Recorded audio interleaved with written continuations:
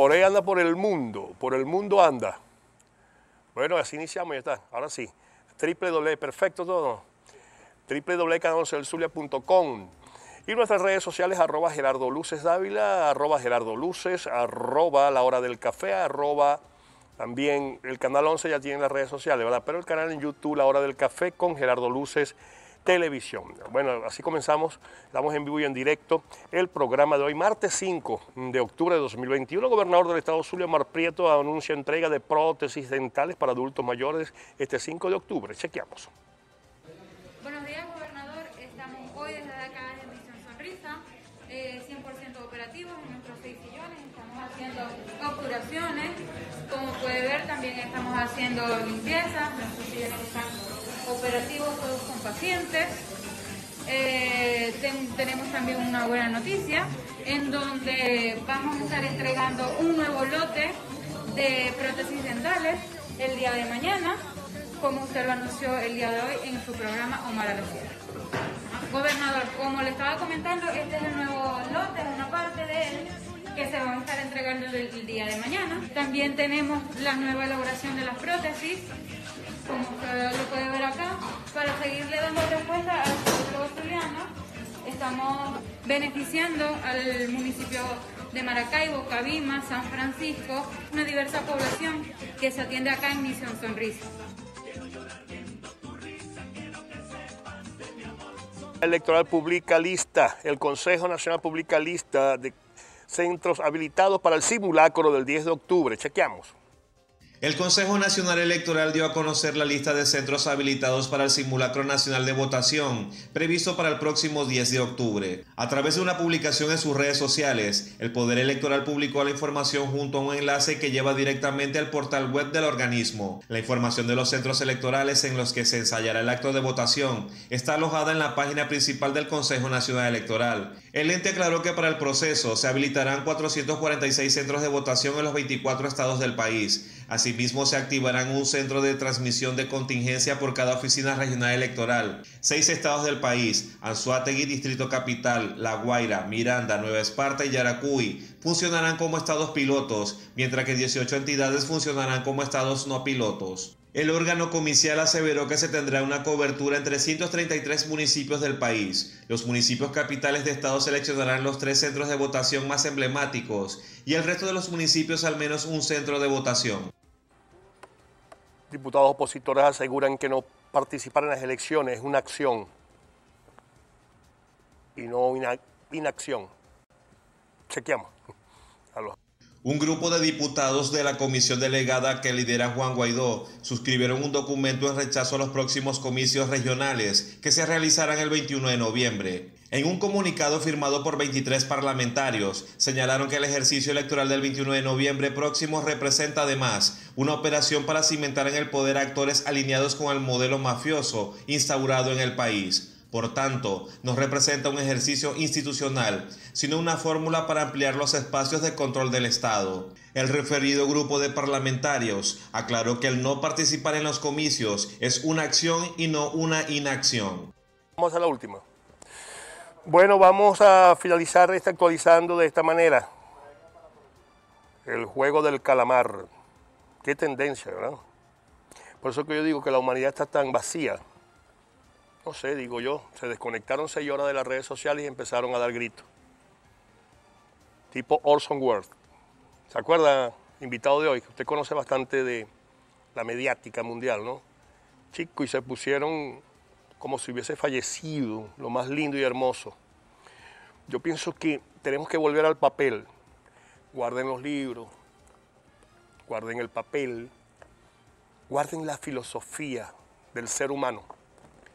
Esto es una lección para aquellos que teniendo a la madre al lado se comunica por WhatsApp o por Facebook o por FaceTime.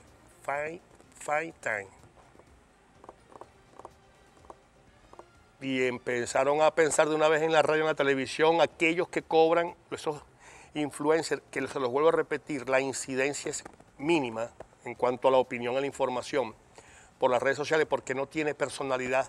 Fíjense que hubo un ataque y ni siquiera saben de dónde salió. Tuvo que salir el tipo de la careta de Anónimo, diciendo caído jugador Facebook, Instagram y WhatsApp, simulando el juego del calamar con la bendita muñeca esa, que es horrorosa. Vamos a hacer la pausa y a ver un poco más. Bendito sea Dios.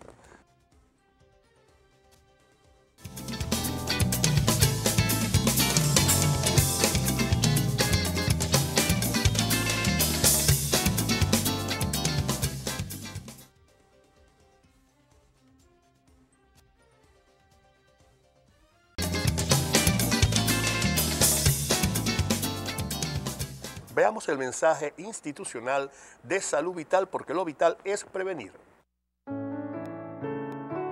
El mayor beneficio que puedes brindarle a tu equipo de trabajo es que puedan contar con un plan de salud para resguardar sus vidas. Por esta razón, Salud Vital Medicina Prepagada es el plan Platinum Pro corporativo para cuidar la salud de todos tus empleados. Para mayor información, puede comunicarse a través del 0412-214-2481. Salud Vital. Lo vital es prevenir.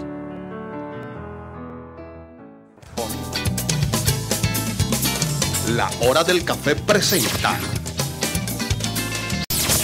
el invitado del día. El invitado del día es el diputado Juan Romero. Es profesor titular de nuestra Universidad del Zulia, diputado de la Asamblea Nacional por el Partido Socialista Unido de Venezuela y también es historiador. Usted pertenece a la Academia de Historia del Zulia, ¿correcto? No pertenece. No pertenezco a la permiso, Gerardo. Soy docente universitario desde hace 29 años. 29 años, profesor universitario, titular. Ya debería estar jubilado, de hecho, pero... Mire, Juan, bienvenido al programa. Gracias, Gerardo. Ahora sí estamos con más tranquilidad que la vez anterior, sí, que llegué tarde. Que llegué usted un poquito tarde, sí, por asunto. Un inconveniente personal. Claro, mire, Juan, yo quiero preguntarle, iniciando el programa, por supuesto, como historiador, Juan, hay unas correlaciones del proceso histórico, ¿no? De la evolución del hombre, la inteligencia, la preparación, la filosofía, la academia, los libros, por supuesto, todo avanza y todo se va a la parte. Quiero hacer esta reflexión para que entremos en materia, ¿no? Quiero tener su opinión, porque estos son fenómenos socioculturales, si se quieren, que suceden en estos momentos de tanta incertidumbre en el mundo, ¿no? Tenemos un COVID, tenemos, comentarios de grandes científicos sobre teorías de conspiraciones, todo este poco de cosas que a la gente psíquicamente no la están bien. Hay gente que está muy angustiada porque ayer perdieron el WhatsApp y no se pudieron comunicar y pensaron que era la única alternativa y perdieron el Facebook y es como si el mundo hubiese caído. Y por supuesto el Instagram, que se ha convertido en una de las plataformas, son plataformas que nos sirven a los medios de comunicación, porque somos los medios de comunicación que tenemos personalidad, estamos personalmente y tenemos una identidad. Esta gente de las redes no hay identidades a veces. Y este es uno de los grandes vacíos que hay, ¿no? En cuanto al contenido y a todo lo que sucede. ¿Qué opinión tiene un historiador sobre este fenómeno que ocurrió ayer en el planeta y que prácticamente el mundo se le vino abajo a millones, a miles de millones, Juan? Mira, decía Malcolm X en un momento que los medios de comunicación son tan peligrosos que permitían que el oprimido se identificara con su opresor. Y George Orwell, en la novela 1984, que es una novela extraordinaria, que yo recomiendo para aquellos que ayer sufrieron esto y que puedan sentir lo que decía ese poeta norteamericano Walt Whitman en Canto a sí mismo. Decía, no estás leyendo un libro, estás tocando a un hombre, cada vez que pasas una página me acaricias. Eso lo digo porque una de las causas que ha logrado la tecnología es, si bien es cierto que logra la simultaneidad, que permite que tú y yo nos vemos en tiempo real, también es cierto que ha profundizado la enajenación en términos de la conciencia de lo que es uno mismo. Uno no es por lo que muestra en las redes, uno no es por lo que luces al vestir, uno no es por lo que puedas ostentar desde el punto de vista, tú eres por lo que llevas adentro. Entonces ese blackout de ayer dejó en stand-by, dejó en una crisis enorme existencial a la gente, como si hubiesen quedado vacíos. Porque las relaciones humanas que son esto, vernos cara a cara, tomarnos un café, y por eso, fíjate que a lo mejor la gente no lo sabe, pero los cafés fueron la forma esencial en la transición del siglo XVIII al siglo XIX, donde se reunía la gente que no sabía leer a escuchar a los que sí sabían leer, comentar los grandes textos de la Ilustración, comentar el debate político, compartir. Eso se ha ido perdiendo por esto.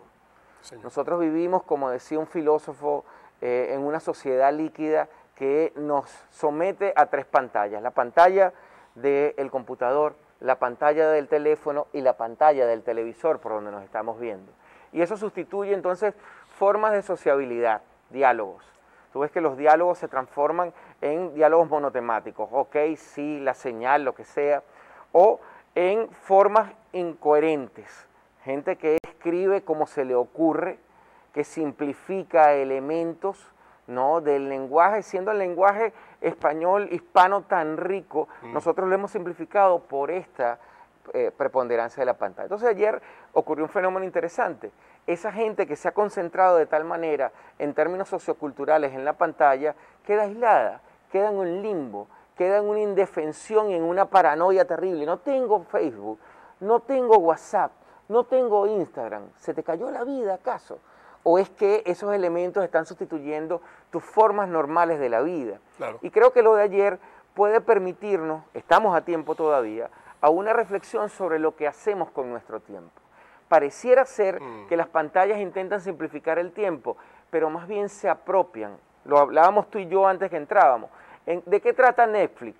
Netflix trata de que tú pierdas tu tiempo con ellos, no vayas al baño, no interactúes, no trabajes, no hagas nada, sino que te dediques completamente a ver una serie y a perder. Te vuelves absolutamente mientras que ellos ganan. Claro. Sí, ¿no? y además, Juan, pienso que en las nuevas tecnologías, muy necesarias para nosotros, para el ser humano, pero es que no es imprescindible. A veces dice uno, bueno, que fíjense que mucha gente sacó ayer un meme donde aparecía el Messenger, es decir, desatamos a la bestia. Ustedes no saben lo que es esto, los muchachitos, los de 20, 25 años. Nosotros sí sabemos que es el Messenger, que es la forma de comunicarse tipo WhatsApp, pero se hacía a través de el BlackBerry o en las computadoras, de la computadora de escritorio. Y nos metían por ahí foticos y cosas, era más o menos la evolución. Ahora bien, son necesarias las redes sociales, no estamos en desacuerdo, pero... Sí, pero la discusión es el uso que se le da y la esclavitud que se construye sobre el uso de las redes sociales, sobre la cotidianidad del hombre. Y además Netflix como una, yo digo que es como una captación de mentes. Para mí es eso, es decir, una persona que pase, hay gente que está enferma con esto, y disculpe el término, pero se meten 12, 14 horas, no se bañan, ni siquiera van al baño, pegado a la muñeca esa horrorosa. ¿Cómo se llama la muñeca? La muñeca del juego de los alacranes, no, de los calamares. De los calamares, los alacranes. Mire, ¿cómo se llama la muñeca esa, destructora? ¿Ah? El juego, bueno, entonces horrible. Son cosas que, mire, es que es increíble, ya nos invadió la muñeca esa, está en todos lados la muñeca. Y alguien aquí se vistió como la muñeca, parece. Entonces ya es cuestión de, parece que no es un liderazgo, ya sabe de quién les hablo, por eso habla usted como la muñeca es una cuestión como de vacíos, pero bueno, Juan, vamos a entrar en el tema político, que es lo que está esperando la gente del chavismo y la gente de oposición. Terrible ha sido este problema eléctrico, yo tengo que decírselo, para el gobernador del estado Zulia. Yo comenté aquí, porque yo tengo una memoria triónica, como dicen por allí, yo aquí lo que digo lo sostengo y la coherencia hasta el final, no cambio en lo absoluto. Dije que estaba mejorando el sistema eléctrico, que se estaba haciendo un esfuerzo enorme por la gobernación del estado para que los bajadores se fueran, para que algunos sectores que no llegara llegó, para que la explosión esa que hubo en el puente, bueno, todo esto se venía mejorando, yo no tengo problema en decirlo y reconocerlo, porque es el reconocimiento del periodista a una gestión X. Pero 3 semanas, Juan Romero. Así es. Juan es político, Juan es un analista. Yo quisiera saber, con este problema que tiene Omar Prieto Fernández, que es uno de los problemas más duros, no sé si de pronto me deja la respuesta para cuando regresemos, porque tenemos que hacer el corte. ¿Cuántos minutos tenemos para el corte? 3 minutos. En 3 minutos Juan puede desarrollar la idea y luego la completamos al regreso, claro. Porque quiero que me responda de una vez. Fíjate. ¿Qué pasa, hermano, con el tema eléctrico? Fíjate, dos cosas que no son fortuitas. Primero, lo que tú señalas. Hay un esfuerzo constante desde el 2018. Yo debo recordar que el gobernador se inauguró con un blackout mucho antes que ocurriera en el país. El 23 de enero del 2017, él se inauguró con un blackout que nos tuvo 5 días sumido a los zulianos. Y luego un conjunto de problemas incesantes que se incrementaron en el 2019 cuando ocurrió el blackout en todo el país. A partir de ahí ha venido un esfuerzo constante que no solucionó el problema, pero sí recuperó en términos de la generación de carga y en términos de la distribución de los circuitos. Eso era algo inocultable. Ahora, indudablemente que las cosas no ocurren fortuitamente. Aquí hay elementos de corte interno que han venido generando, ni tú ni yo, tú como comunicador, yo como politólogo, sabemos qué subestaciones afectar, qué cables cortar, ni nada por el estilo. No puede ser casual, no es nada casual, y menos en política, que a partir de 3 semanas, teniendo este domingo el primer simulacro del proceso electoral el 21 de octubre, volvamos con el tema eléctrico, que en todos los estudios aparece como un tema prioritario junto con el tema económico para los zulianos. Entonces, no hay casualidades en la política. Yo creo, y eso explica un poco la visita del ministro Reverola al Zulia recientemente, porque necesariamente debemos revisar lo que es ese funcionamiento. Lo que sí debo decir es que el gobernador viene haciendo un esfuerzo de inversión sistemático, un esfuerzo de acompañamiento importante que permitió en algunos momentos que los lapsos de administración de carga se distanciaran, ¿no? Y que indudablemente hay un esfuerzo ahí que mostrar. Al regreso quiero que me comente, el gobernador hizo un anuncio de que hay una complicidad interna. Quiero que me comente bien al regreso, ¿dónde están los responsables? Mucha gente en forma de memes hace muchas, en cuanto al asunto, que la iguana, que yo no sé qué, todo lo que la gente señala. Pero quiero que al regreso, de verdad, usted me comente aquí, Juan Romero, ¿cuándo vamos a ver responsable? ¿De dónde venga? De la oposición, del mismo en el Corpo ELEP. Quiero cómo va a ser para enfrentar a Omar Prieto. A poco, faltan 46 días. 46 días, sí, 46 días. Juan Romero es diputado de la Asamblea Nacional.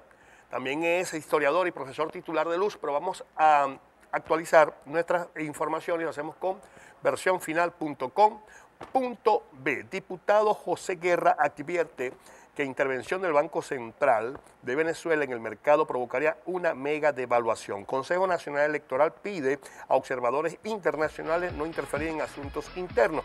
Venezuela celebra decisiones de la OPEP a favor de la estabilidad energética. Estas son algunas de las informaciones que usted puede ampliar en versionfinal.com.b.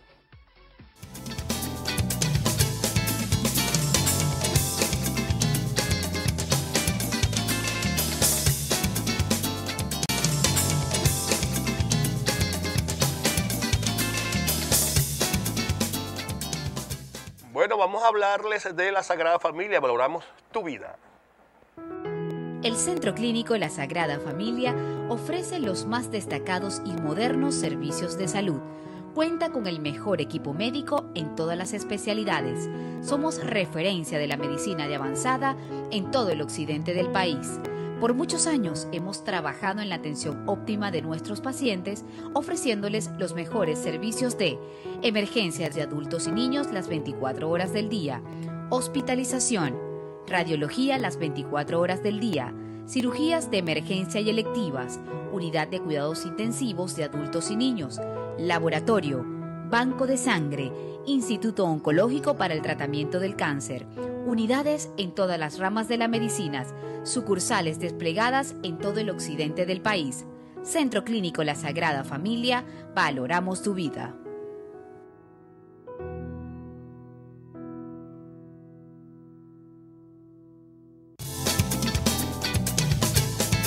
La Hora del Café presenta Desde la Acera. Con Juan Romero estamos hablando del tema electoral, aunque usted no lo crea. El tema electoral tiene que ver con la electricidad. Un descontento. En muchos sectores me escriben que pasan 18, 20 horas sin electricidad y no vemos responsables. Esto lo digo yo con mucha responsabilidad. Queremos verlos responsables. Si hay una confabulación interna, si hay unas divisiones en el chavismo, yo pienso que es hora de reventar una situación. Que más sí, allá esperamos a los ciudadanos que se solucionen las cosas, ¿no? Más allá de la confabulación interna, es la decadencia moral que esto significa. Porque tú puedes tener diferencias políticas, Claro. ¿no? Y un sistema político democrático debe manejar las diferencias políticas, ¿no? Entonces, fíjate, el tema eléctrico es un tema candente. Yo tengo que decir dos cosas, ¿no? A propósito de esto como historiador. La primera es que, siendo el tema eléctrico un tema tan importante para el Zulia y para el resto de Venezuela, yo debo recordar que sectores de la oposición se opusieron a un acuerdo de la Confederación Andina de Fomento que impulsó el gobernador Omar Prieto fue que iba a generar una inversión de más de 300 millones de dólares en el sistema eléctrico del Zulia, destinado a generar autogeneración. Yo creo que es importante que nosotros digamos, y todo el mundo lo sabe, que el estado Zulia es uno de los estados de Venezuela que mayor consumo eléctrico tiene. Nosotros en los meses de julio, agosto y septiembre, que acaba de finalizar, podemos llegar a más de 2.100 megavatios de consumo, ¿no? Y eso tiene que ver con el tema climático, con el tema de calor, ¿no? Y al respecto, por supuesto, eso tiene un gran impacto. Entonces, esa inversión que no llegó, producto de la diatriba política, yo creo que debe generar una reflexión. Porque yo puedo tener diferencias contigo. De la comunidad andina, ¿no? Claro, sí, de la comunidad andina de Fomento, ¿no? Correcto. El proyecto fue presentado, fue avalado los mecanismos. ¿Qué pasó con, y chico, a veces digo, discúlpeme Juan, que sectores de un nuevo tiempo esta de Primero reflexión. Justicia se opusieron, que estaban presentes en la comunidad andina. Habían 3 sectores esenciales. Sí. Un nuevo tiempo de Primero Justicia y el gobierno nacional gobierno. presente en la Confederación Andina. Sí, fue con El las proyecto sanciones, ¿no? se presentó, habían unos mecanismos de supervisión y acompañamiento. La Confederación Andina de Fomento había acordado que esas estructuras políticas estuvieran ahí y que se dieran los recursos por proyecto. Se habían contratado empresas para que intervinieran en la autogeneración que era tan necesaria. Es importante también que digamos, nosotros para mantener el sistema eléctrico necesitamos una autonomía que va entre 300 a 500 megavatios, 300 megavatios, ¿no? claro. Para poder tener la capacidad de recibir del sistema eléctrico nacional la cantidad suficiente para distribuir. Cuando no tenemos eso, así el sistema eléctrico nacional envíe, nosotros no tenemos carga que distribuir. Alguien me habló, Juan, y disculpa, ¿no? La parte técnica, yo no quiero pecar de ignorante porque me habló de puntos calientes. Mira que los puntos calientes hay que bajar circuito a las 2 de la tarde, me estamos ahogando, y no, ¿qué puntos calientes? Entonces, bueno. Pero fíjate, ahí ¿cómo va de nuevo el tema resolver? interno. ¿Qué van a hacer Ni tú ustedes? ni yo sabemos Correcto. dónde son esos puntos. Bendito sea Dios. Entonces, ¿Cómo van a resolver el problema? Pregúntale al ciudadano común. ¿Cómo van a resolver el problema Cuando tú ves eléctrico? eso, Ajá. entonces ahí obviamente es donde el gobernador ha dicho 2 cosas. 1, mantenemos la política de insistencia de buscar financiamiento para la autogeneración. Eso es importante reconocérselo. Y 2, hoy lo decía mi buen amigo y compañero, también diputado Lisandro Cabello, a propósito del ensayo electoral de este domingo, para que tú sepas, en esta semana han habido 4 atentados, 4 intentos que han buscado alterar la transmisión eléctrica a los centros de votación que van a ser ¿Y por qué no estudiados. vigilan cada subestación? Pregunto. No, sí Ahí se tienen la vigila. Guardia Nacional, tienen policías, Sí tienen se todos los vigila. cuerpos de seguridad. El tema es que el circuito de subestaciones es tan complicado Sí. que a veces nos concentramos en una. Pues nosotros elaboramos un mapa de riesgo. Ese mapa de Correcto. riesgo nos indica, bueno, estas subestaciones han sido las más comunes en atacar, son las que concentramos la vigilancia. Bueno, ahí es donde tú ves entonces la complicidad interna porque van a otra subestación que no ha estado en este mapa de riesgo y que por lo tanto no ha estado tan acompañada con esto. También debemos decir que obviamente como parte de esta campaña de asfixia que hemos ocurrido, el personal técnico, la capacidad de infraestructura del propio Corpo Elec se ha visto altamente afectada. Claro. Y le ha tocado a la gobernación hacer los esfuerzos que debe hacer con los escasos recursos que tiene. Y además la guinda esta del sábado. Esta Una tormenta eléctrica de hermano, que magnitudes esto fue terrible, ¿no? inconmensurables y se esperaba la tormenta eléctrica, pero no en la magnitud que estaba. fue muy terrible eso. Eso también hace necesario que nosotros actualicemos lo que llamamos el mapa de riesgo, un mapa de riesgo que nos permita, por lo tanto, atender. Sin embargo, Claro. fíjate que hay cosas buenas. Para la magnitud de la tormenta eléctrica, para la magnitud de la cantidad de agua que cayó, no hubo tal desastre y eso te indica 2 cosas. Una acción preventiva de limpieza y mantenimiento de los canales y de los canales de desagüe que abundan en la ciudad de Maracaibo. Debemos recordar que esta es una ciudad al borde del lago, esta es una ciudad con una tendencia a ser inundable históricamente, que tiene que ver con las dinámicas propias del urbanismo y de construcción que no siempre cumplieron con los esquemas que se tenían. Correcto. Y esto es importante que lo digamos Claro. también. Mire, Juan, hablemos del tema de la gestión del gobernador Omar Prieto. Yo sé que usted la conoce perfectamente porque está trabajando al lado de él constantemente. 4 años de gestión, obras y proyectos. Hemos visto algunas obras, por ejemplo, la última obra de los Aticos, que dicen, no, que eso fue un pedacito, fue algo muy cortico, que bueno, siempre van a ver las críticas. Yo desconozco la parte de la ingeniería, pero manifestó que nunca se había hecho un trabajo como debió ser y que se está haciendo algún trabajo. Ahora, pregunto, en gestión, proyectos, no lo tomemos como proyectos, sino obras. En estos momentos tiene que mostrar Omar Prieto. Usted puede darme la más emblemática, la que pueda decir, por ejemplo, mire, los hospitales, los ambulatorios. A ver si puede resumirme en cuanto a lo que ha hecho Omar Prieto en los 4 años de gobierno. Yo creo que el balance de nuevo es entre lo que tienes para hacer gestión pública y las necesidades que te tocaron atender. Correcto. ¿Qué es lo que teníamos al llegar? Teníamos primero un estado y una ciudad que producto de las alteraciones de la agenda transgresora de un sector de la oposición, ¿okay? Destruyó semáforos, vías de comunicación, permitió el robo de cableado eléctrico y de transmisión de datos. Y a eso tienes que agregarle cómo los efectos de ataque a la moneda generaron una devaluación progresiva de más de 3.000 millones %. Ningún país, Gerardo y amigos que nos escuchan, ha aguantado eso. Zimbabue fue el último país en África que aguantó un poco menos de 1.000 millones % y tuvo que llegar a un acuerdo con el Fondo Monetario. Con esa circunstancia, entonces tú ves lo que se ha hecho. Se rescató la vialidad, hay una inversión en infraestructura de salud sumamente importante, hay una restitución de los servicios, el tema de la seguridad, el estado Zulia era de los primeros estados, y tú lo sabes, en extorsión, secuestro, asesinato, robo. Ahí ha habido una inversión muy importante. ¿Que hay cosas que hacer? Claro. Al regreso me las comenta, porque tenemos que hacer la pausa, Juan. Y por supuesto el tema político electoral. Una vez Maduro dijo, bueno, ahora le comento lo que dijo Maduro, porque me están haciendo más señas que un... Vamos a hacer la pausa, estamos conversando con Juan Romero, titular de Luz, historiador y diputado de la Asamblea Nacional por el Partido Socialista Unido de Venezuela. Ya venimos.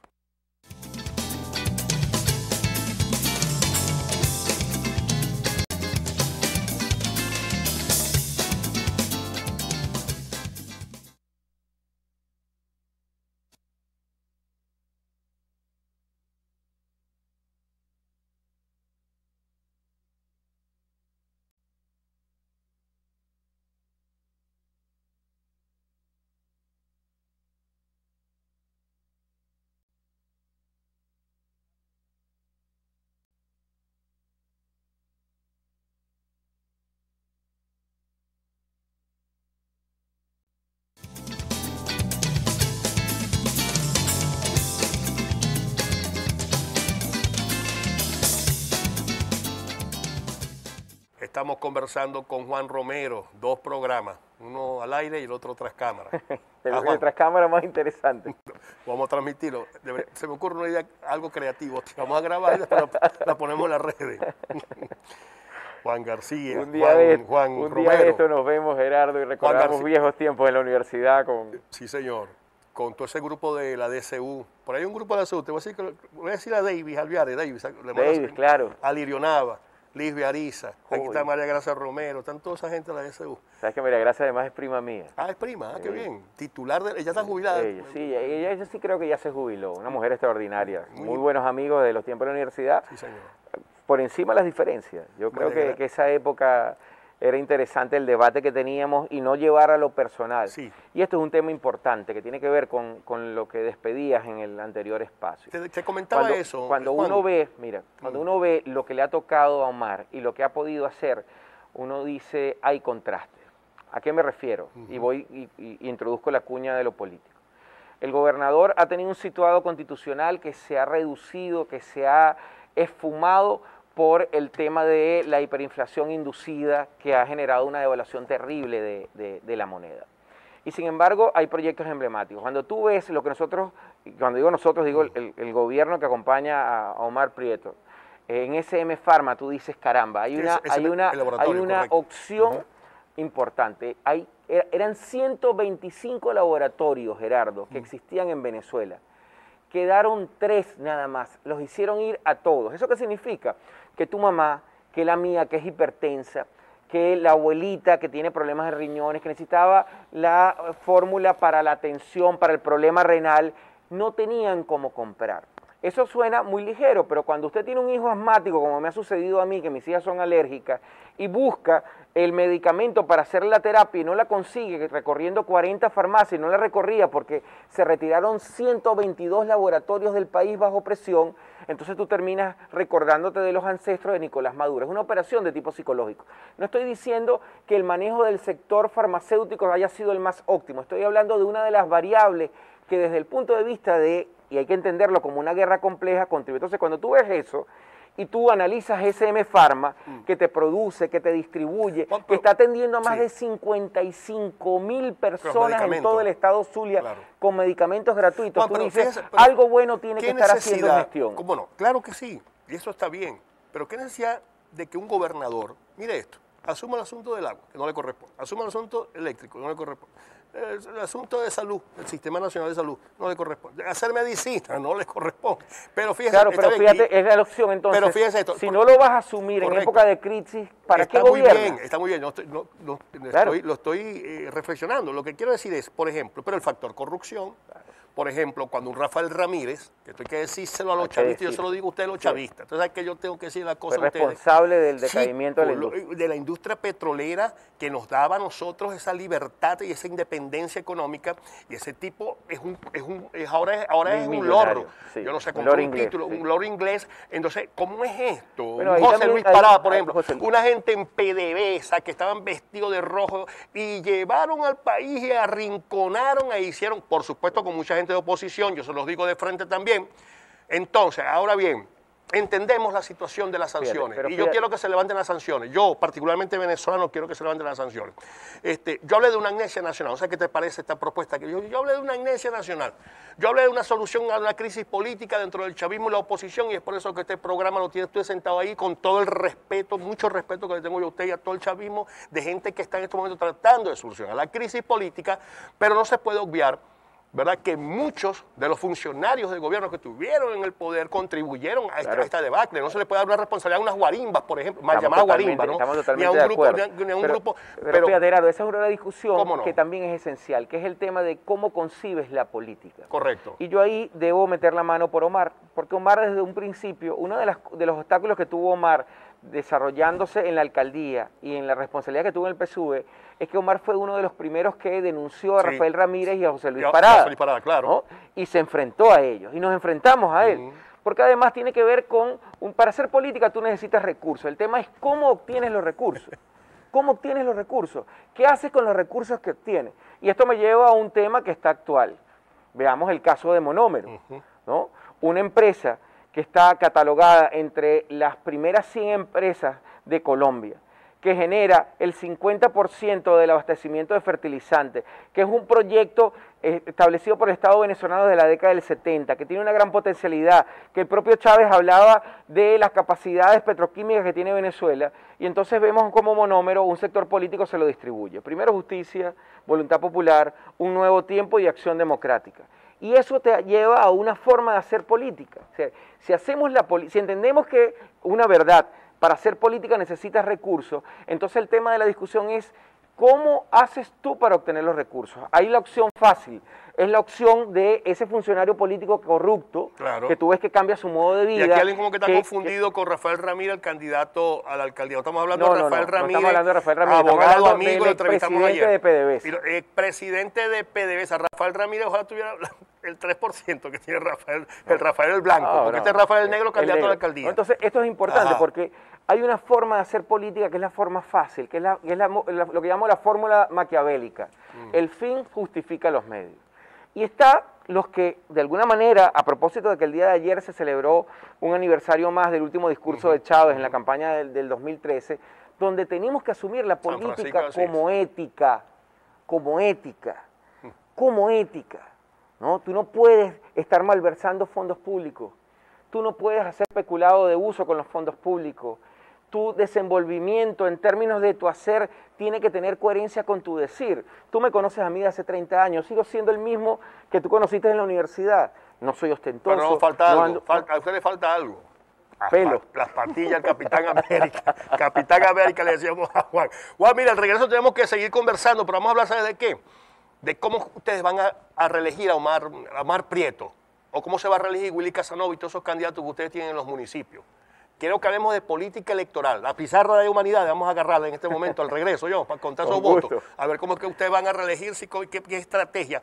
O no puede darse estrategia, por supuesto, pero sí quiero que nos digan cómo están ustedes desde el punto de vista de político electoral para este proceso del 21. El domingo es el simulacro. Juan Romero, diputado y historiador, también es profesor universitario. Vamos a hacer la pausa y venimos con más.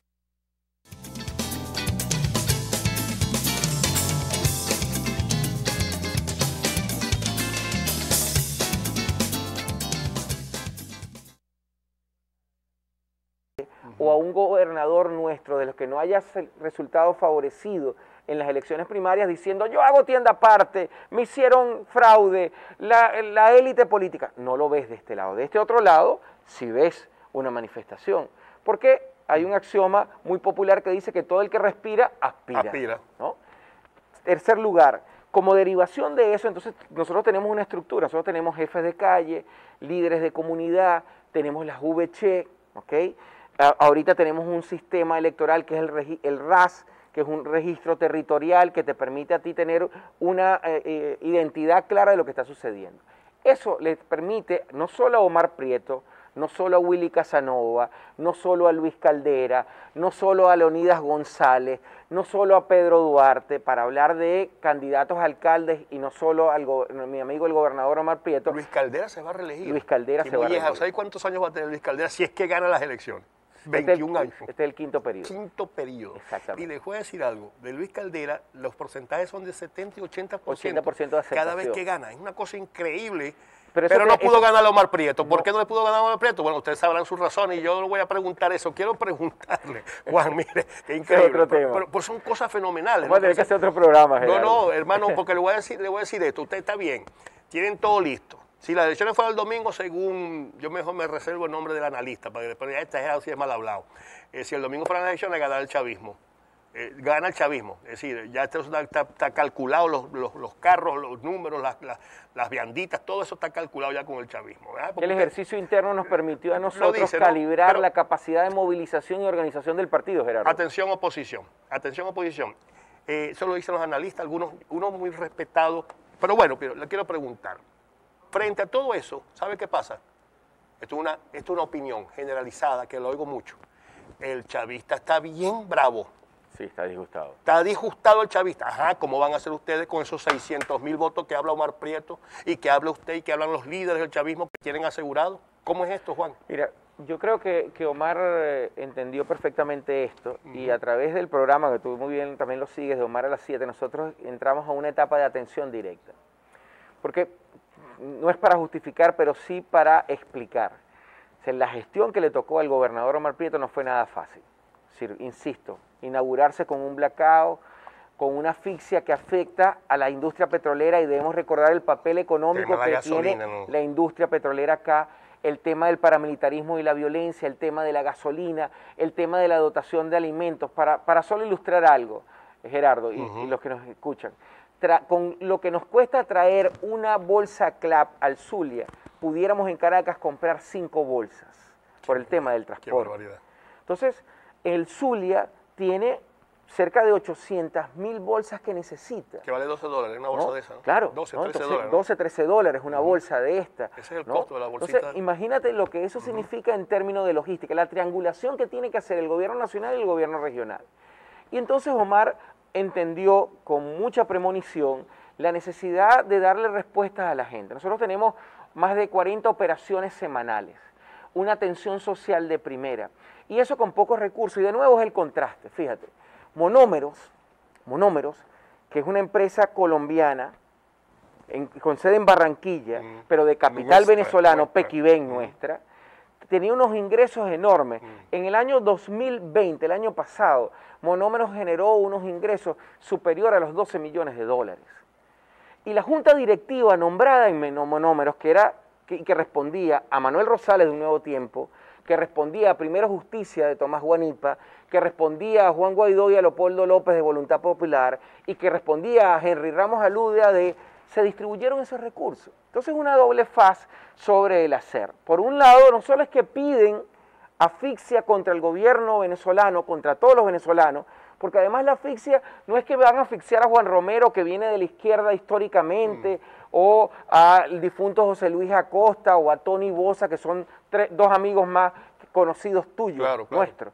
Es que afecta a todos los venezolanos. Entonces, mientras que de este lado del gobierno hacemos malabares con el payaso de circo para administrar los recursos, Juan, del otro lado vemos que no hay una rendición de cuentas. Está bien. ¿Dónde están los recursos? Perdone que lo interrumpa en su defensa, pero siempre tenemos que hacer la reflexión.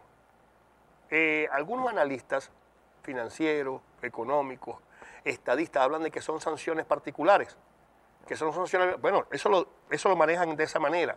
Yo quiero que usted me explique si son particulares, ¿por qué nos afectan a todos los venezolanos? Bendito sea Dios. Pues no, son sanciones generales, fíjate, cifras redondas, 196 mil millones de dólares en pérdida. Datos de Pascualina Curcio 2012-2021. 196 mil millones, de los cuales son solo 64 mil millones directos a la industria petrolera. Eso en términos de la industria petrolera, que es algo específico del estado Zulia, significó pasar de 55 mil millones de dólares en venta de petróleo a menos de 400 millones de dólares anuales. Qué barbaridad. Para que ustedes lo entiendan, imagínense que usted tiene un hogar y tiene una familia como lo tenemos tú y yo, y tenemos que mantenerlo, y tenemos un ingreso de 20 millones de bolívares mensuales, de los viejos, y usted termina nada más recibiendo 200 bolívares.